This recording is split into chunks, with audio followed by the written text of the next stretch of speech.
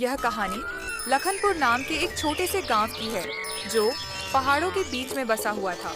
यहाँ सर्दियों का मौसम बहुत कठिन होता था। इस गांव में विजय अपनी पत्नी ज्योति और बेटे गोलू के साथ रहता था। विजय बहुत ही गरीब था। विजय गांव के बाहर वाले जंगल से सूखी लकड़ियां इकट्ठा करता और लाकर उन्हें गांव के मार्केट में बेचकर पैसा कमाता था और उन्हीं पैसों से उसके घर का खर्च चलता था। विजय इतना गरीब था कि वह जितने पैसे उन लकड़ियों को बेचकर कमाता, वह सारे तो उसके बेटे की पढ़ाई और घर में रोज लगने वाले साग सब्जी में ही खर्च हो जाते थे, जिस कारण वह कभी पैसे बचा नहीं पाता था। वैसे तो आम दिनों में विजय काफी कम लकड़ियां बेच पाता था। बस एक सर्दी का मौसम था जब वह लकड़ियां बेचकर थोड़े ज्यादा पैसे कमा पाया था। विजय की पत्नी ज्योति घर संभालने का काम करती थी और विजय का बेटा गोलू पढ़ाई लिखाई में बहुत अच्छा था, लेकिन गरीबी के कारण उनका जीवन कठिन था। गांव में धीरे धीरे अब ठंड बढ़ने लगी थी। ठंड इतनी बढ़ गई थी कि ठंड के कारण गांव के लोगों ने अपने घर से बाहर निकलना भी बहुत कम कर दिया था। ठंड का कहर दिन भर तो रहता ही था, पर रात में तो ठंड अपने चरम सीमा पर पहुंच जाती थी। रात में इतनी ठंडी हवाएं बहने लगती थीं कि गांव में कोई भी बिना जलावन जलाए नहीं रह सकता था। पूरे गांव वाले जलावन के लिए मार्केट से मिलने वाली लकड़ियों पर ही निर्भर रहते थे और मार्केट में लकड़ियां केवल जंगल से ही लाया जा सकता था। पर जंगल गांव से काफी दूर था और वहां से लकड़ियां लाना इतना आसान नहीं था। इसी बीच विजय घर पर जलावन जलाकर अपनी पत्नी से कहता है। ज्योति, मैं कुछ सोच रहा हूँ। बोलिए जी, आप क्या सोच रहे हो? ज्योति, तुम तो देख ही रही हो कि इस साल गांव में बहुत ज्यादा ही ठंड हो रही है। तो मेरे हिसाब से तो यह पैसे कमाने का बहुत मस्त मौका आया है। सोच रहा हूँ इस बार मैं जंगल में जाकर बहुत सारी सूखी लकड़ी लाकर बेच दूंगा, जिससे हमारे पास काफी पैसे आ जाएंगे। और ठंडी इतनी है कि मेरे हिसाब से सारी लकड़ियां हाथों हाथ बिक जाएंगी। और इस बार जो मैं पैसे कमाऊं, उनमें से कुछ पैसे अपने गोलू की आगे की पढ़ाई के लिए बचा लेंगे, ताकि हमें भविष्य में उसकी पढ़ाई के लिए पैसों की चिंता ना हो। पर इस बार ठंडी बाकी समय से कुछ ज्यादा ही है, तो आप इतनी ठंड में कैसे लकड़ियां लेने जाओगे? आपको कहीं ठंड लग गई तो पैसे कमाने की जगह आपकी तबीयत खराब हो जाएगी। नहीं ज्योति, मुझे कुछ नहीं होगा। तुम मेरी चिंता मत करो। यही अच्छा मौका है खूब सारे पैसे कमाने के लिए। क्या पता फिर ऐसा मौका मिले ना मिले। ठीक है, जैसा आपको सही लगे, पर अपना ख्याल रखना। अगली सुबह होते ही विजय जंगल की ओर लकड़ियां लेने निकल पड़ता है। रास्ते में बहुत ठंडी हवाएं चल रही थीं, लेकिन विजय बिना किसी कसक के चलता रहता है।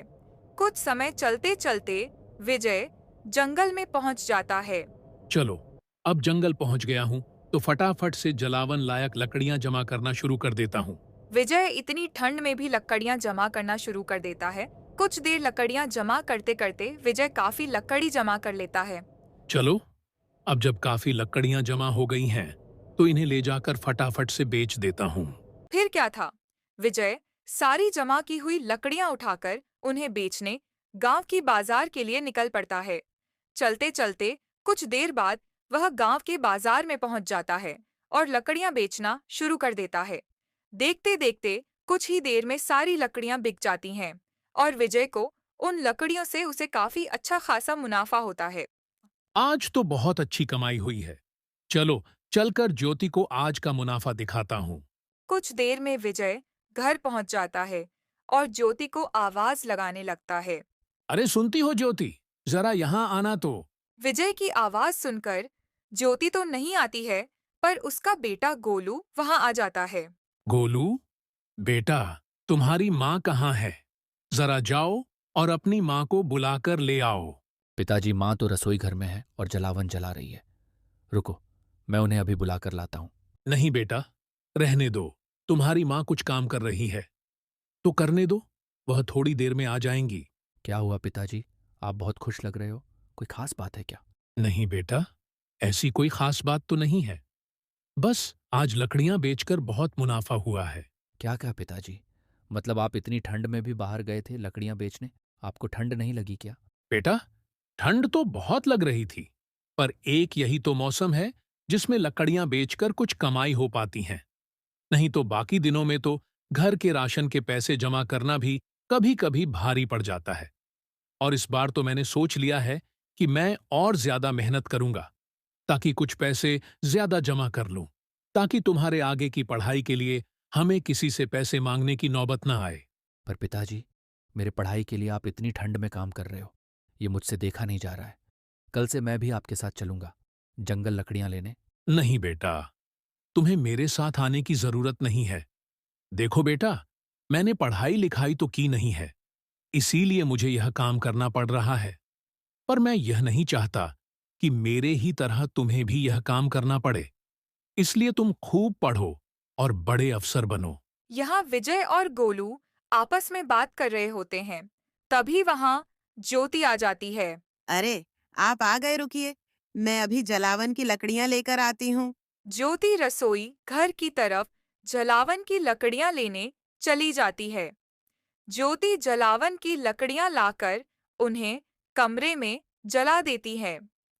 दोनों पति पत्नी बिस्तर पर आराम से बैठकर बातें करने लगते हैं और गोलू भी अपने कमरे में पढ़ाई करने चला जाता है। ज्योति, तुम मानोगी नहीं, ठंड के कारण आज मैं जो लकड़ियां बेचने बाजार गया था, वह बस कुछ चंद मिनटों में ही बिक गई और उन्हें बेचकर मुझे बहुत मुनाफा हुआ है। ऐसे ही अगर मेरी लकड़ियां बिकी तो हमारे पास बहुत पैसे हो जाएंगे, जिससे साल भर के लिए मैं कोई नया धंधा भी कर सकूंगा। हाँ, आपका कहना सही है, पर अभी तो ठंड का मौसम शुरू हुआ ही है। इसमें इतनी ठंड पड़ रही है, तो सोचिए आगे कितनी ठंड बढ़ जाएगी। ज्योति, अब मुझे कोई ठंड नहीं रोक सकती है। मुझे अब बस यह 4 महीने दबाकर लकड़ियां बेचनी है और खूब पैसे कमाना है, ताकि मैं मेरे गोलू को एक बहुत बड़ा अफसर बना सकूं। हाँ, ठीक है जी, पर जरा अपने सेहत का भी ख्याल रखा कीजिए। कहीं ठंड लग गई तो लेने के देने पड़ जाएंगे। अगली सुबह विजय फिर लकड़ियां लेने जंगल की ओर चल पड़ता है। चलते चलते विजय गांव के बाहर पहुंच जाता है, पर आज उसे थोड़ा ज्यादा ठंड लग रही थी। बाप रे बाप! आज तो कल के मुकाबले कुछ ज्यादा ही ठंड लग रही है। चलो, अब गांव के बाहर तो आ गया हूं, वापस घर तो नहीं जा सकता। आज जैसे तैसे लकड़ियां ले आता हूं। कल से अपने साथ माचिस लेता चलूंगा, ताकि लकड़ियां इकट्ठा करते वक्त कुछ लकड़ियां पास में जला सकूं। विजय फिर से जंगल की तरफ चल पड़ता है। वह जंगल पहुंचकर फिर से लकड़ियां इकट्ठा करने लगता है। कुछ ही देर में वह फिर से काफी लकड़ियां जमा कर लेता है। चलो, आज के लिए बहुत लकड़ियां जमा कर ली है। अब जल्दी इन्हें बेचकर घर चलता हूं, क्योंकि आज ठंड कुछ ज्यादा लग रही है। विजय फटाफट से बाजार पहुंचकर लकड़ियां बेचने लगता है। कल की तरह आज भी उसकी लकड़ियां बहुत जल्दी बिक जाती हैं, जिन्हें बेचकर वह अपने घर के लिए चल पड़ता है। कुछ दिनों तक ऐसा ही चलता रहता है। विजय जंगल से लकड़ियां लाकर उन्हें बाजार में बेचकर बहुत पैसे कमा रहा होता है, पर अब ठंड का मौसम अपने चरम सीमा पर पहुंचने लगा था। रात तो छोड़ो, दिन में भी कोहरा इतना हो जाता था कि दिन में भी लोगों ने घर से निकलना बंद कर दिया था। इसी बीच एक सुबह विजय लकड़ियां लेने जंगल के लिए निकलने वाला होता है, पर निकलने से पहले वह ज्योति को बताकर जाने की सोचता है। इस साल की ठंड अब अपने चरम सीमा पर पहुंच चुकी है। आज देखूंगा तो ज्यादा लकड़ियां जंगल से लाकर बेच दूंगा, ताकि 2-3 दिनों तक मुझे भी घर के बाहर ना निकलना पड़े। चलो, जाने से पहले ज्योति को बताकर जाता हूं। ज्यादा लकड़ियां इकट्ठा करने में कहीं देर हो गई तो बेचारी मेरे लिए परेशान होगी। ज्योति, सुनती हो? जरा यहां आना तो। विजय की आवाज सुनकर ज्योति वहां आ जाती है। क्या हुआ जी, आपने मुझे बुलाया क्या? हाँ ज्योति, मैं लकड़ियां लेने जंगल जा रहा था, तो सोचा तुम्हें बोलता चलूं। क्या कहा? आप लकड़ियां लेने जंगल जा रहे हो, और वह भी ऐसे कड़कती ठंड में? कहीं आप अपना होश गवा बैठे हो? क्या एक बार घर के बाहर जाकर देखो? ठंड के वजह से कोई घर के बाहर नहीं निकल रहा है। लोगों की ठंड ने हालत खराब कर रखी है, तो वह लोग तो लकड़ियां लेने भी नहीं आएंगे। हाँ ज्योति, मुझे भी इस बात का अंदेशा है कि ठंड बहुत ज्यादा ही बढ़ गई है। पर आज मैं भी ज्यादा लकड़ियां लेकर आऊंगा जंगल से, ताकि मुझे भी 2-3 दिन घर से बाहर ना निकलना पड़े। और अब से लकड़ियां भी मैं बाजार की जगह अपने घर से बेचना शुरू करूंगा, ताकि मैं जंगल से लकड़ियां सीधा घर ले आऊं, बिना बाजार में रुके। ये तो अच्छा रहेगा, पर ठंड बहुत है जी। आप अपना थोड़ा ज्यादा ध्यान देना। हाँ ज्योति, तुम मेरी फिक्र मत करो। मैं अपने लकड़ियां इकट्ठा करने की जगह पर अब कुछ लकड़ियां जला लेता हूं, ताकि समय समय पर मैं गर्माहट ले सकूं। फिर क्या था विजय लकड़ियां इकट्ठा करने जंगल की ओर निकल पड़ता है। इस बार विजय ज्यादा लकड़ियां इकट्ठा करने की सोच से आया था, इसलिए वो बहुत देर तक लकड़ियां इकट्ठा करने लगता है। विजय को लकड़ियां जमा करते करते अब शाम हो चुकी थी और ठंड के साथ साथ तेज हवाएं बहना शुरू हो जाती हैं। तेज हवाओं के कारण विजय ने जो लकड़ियां जलाई थी वो बुझ जाती है। लकड़ियों को बुझता देख विजय परेशान हो जाता है। अरे, अब यह हवाएं बढ़ती जा रही हैं और मेरी जलाई लकड़ियां भी बुझ गई हैं। मुझे जल्द से जल्द लकड़ियां लेकर घर के लिए निकलना चाहिए। फिर क्या था, वो सारी इकट्ठा की हुई लकड़ियां अपने सिर पर उठाकर घर की तरफ चल पड़ता है। पर इस बार विजय ने काफी ज्यादा लकड़ियां जमा कर ली थीं, जिस कारण उसे काफी धीरे धीरे चलना पड़ रहा था। जैसे तैसे विजय अपने घर पहुंच जाता है, पर इस बार ज्यादा लकड़ियां इकट्ठा करने के चक्कर में उसने कुछ ज्यादा समय ठंड में गुजार लिया था। आ गए आप। आज तो आपने कुछ ज्यादा समय लगा दिया आने में। हाँ ज्योति, मैंने कहा था ना कि आज मैं 2-3 दिनों के लिए लकड़ियां जमा करके ले आऊंगा, तो उन्हीं को इकट्ठा करने में ज्यादा समय लग गया। ज्यादा समय ठंड में रहने के कारण विजय की तबीयत ठीक नहीं लगती है। ज्योति, आज मैं थोड़ा ज्यादा थक गया हूं, तो सोने जा रहा हूं। अरे आप पहले कुछ खा लीजिए फिर सो जाना। नहीं ज्योति, आज मुझे थोड़ी ज्यादा थकान लग रही है, तो थोड़ा सो जाता हूँ। बाद में उठकर खा लूंगा। विजय चादर लेकर बिस्तर पर सो जाता है। कुछ समय बाद जब ज्योति उसे उठाने आती है, तो देखती है विजय का बदन बुखार से तप रहा होता है। वह फौरन गोलू को आवाज लगाती है। गोलू बेटा जल्दी यहाँ आओ। ज्योति को इतनी जोर से बुलाते सुन गोलू वहां भागते हुए आता है। क्या हुआ माँ? आपने मुझे इतनी जोर से क्यों चिल्लाकर बुलाया? कुछ हुआ है क्या? ज्योति के चेहरे पर चिंता की लकीरें साफ दिख रही थीं। उसने घबराते हुए गोलू को कहा, बेटा तुम्हारे पिताजी का शरीर बुखार से तप रहा है। जल्दी से गांव के डॉक्टर साहिब को बुला लाओ। माँ, पर अचानक पिताजी को बुखार कैसे आ गया? कल तक तो पिताजी एकदम ठीक थे, तो आज अचानक क्या हो गया? बेटा तुम्हारे पिताजी आज भी लकड़ियां लेने जंगल गए थे और आज तो वह पूरा दिन लकड़ियां जमा कर रहे थे। मुझे लगता है उन्हें पक्का ठंड लग गई है। क्या कहा माँ? पिताजी इतनी जबरदस्त ठंड में भी लकड़ियां लेने जंगल गए थे, तो आपने उन्हें रोका क्यों नहीं?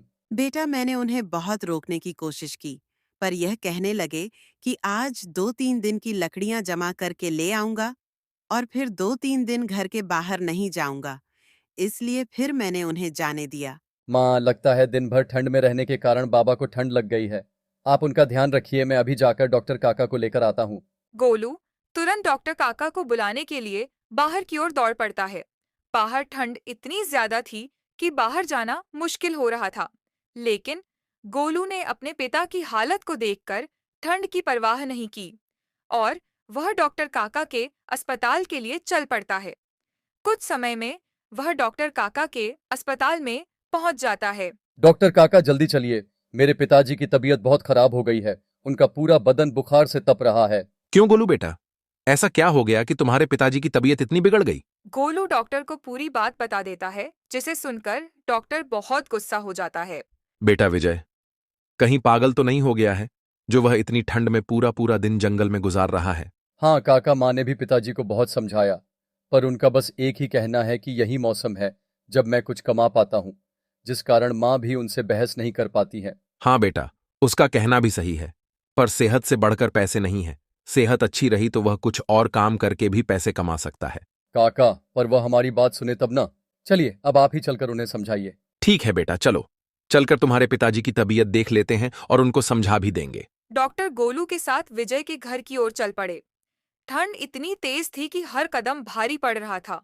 ठंडी हवाएं इतनी तेज बह रही थी कि उनका 2 कदम चलना भारी पड़ रहा था। इसीलिए दोनों ने एक घर के नीचे रुकने का सोचा। गोलू अपने पिता के लिए बहुत चिंतित था।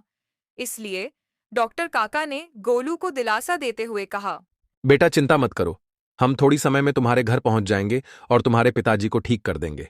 थोड़ी देर रुकने के बाद जैसे ही ठंडी हवाओं का चलना बंद हुआ, डॉक्टर और गोलू ने फिर से विजय के घर की तरफ चलने का निश्चय किया। कुछ ही समय में दोनों विजय के घर पहुंच जाते हैं। जैसे ही डॉक्टर ने विजय को देखा, उन्होंने उसकी नाड़ी जांची और उसकी स्थिति को समझने की कोशिश की। ज्योति विजय को ज्यादा देर तक ठंड में बाहर रहने के कारण उसको तेज बुखार है और साथ ही ठंड के कारण उसके शरीर में कमजोरी आ गई है। इसे ज्यादा से ज्यादा आराम की जरूरत है।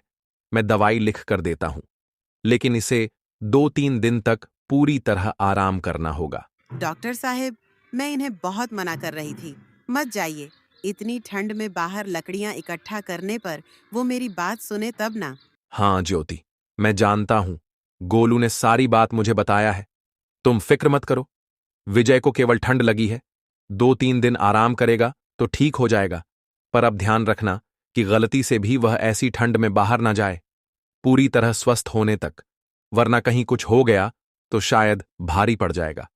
जब वह पूरी तरह ठीक हो जाए तो उसके बाद उसे बोलना लकड़ियां इकट्ठा करने जाएं, पर तब तक घर के बाहर बिल्कुल भी कदम ना रखें।